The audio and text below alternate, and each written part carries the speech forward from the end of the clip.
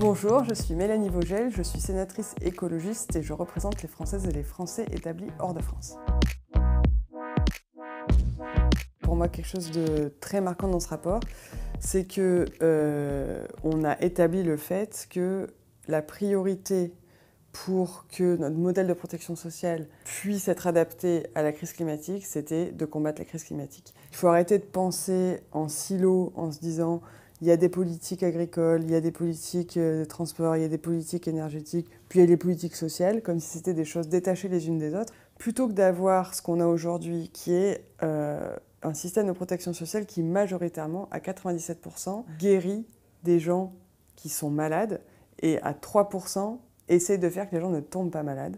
Il faut renverser la logique et dépenser beaucoup plus sur la prévention. Et la bonne alimentation, c'est un des aspects de la prévention. Et donc, une des recommandations qu'on a faites, c'est de réfléchir à la mise en place de ce qu'on a appelé une allocation alimentaire universelle, qui serait un dispositif où la sécurité sociale donnerait accès à tous les assurés à une somme pour que les personnes aient accès à des produits alimentaires issus de l'agriculture biologique, locale, etc.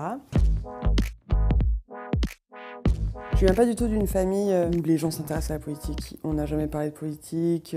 Quand j'étais au lycée, je voulais sauver le monde et puis voilà. J'ai fini par étudier à Sciences Po. Là, je me suis dit vraiment que je voulais travailler au niveau européen. Ça a toujours été un truc très fort.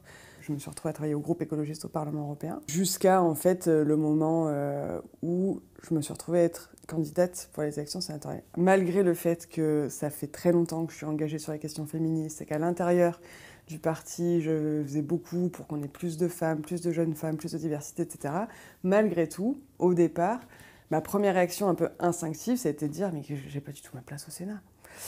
Et en fait, c'est avec un peu de réflexion que j'ai fini par me dire c'est justement parce que tu as eu cette réaction qu'il faut absolument que tu y ailles. Et qu'en fait, pour faire des lois qui répondent aux besoins de chacune et chacun dans la société, il faut quand même que les gens qui les fassent aient le regard le plus proche de ce qu'est la société française. J'ai reçu beaucoup de messages de gens qui m'ont beaucoup touchée quand j'ai été élue et pour qui, même si j'avais encore rien fait, le fait que j'ai été élue, ça leur faisait du bien parce qu'ils se disaient « Ok, en fait, notre démocratie, elle respire un peu, il y a des nouvelles personnes qui peuvent arriver et ça pourrait aussi être moi. » Et ça, je pense que c'est quelque chose d'important. Les Français qui sont établis à l'étranger, s'il n'y a pas des élus pour les représenter, tout le monde les oublie tout le temps. Ça permet que les lois qu'on adopte, elles soient aussi adaptées aux situations des personnes qui ne vivent pas en France et qui sont affectées par ces lois. Je ne vois pas comment on peut se présenter des élections aujourd'hui si on n'a pas un plan pour arrêter la destruction de la planète. On sait que la crise climatique, elle touche en premier les parties du monde les moins développées et les plus vulnérables. Il y a toujours des Français qui sont là aussi, en fait.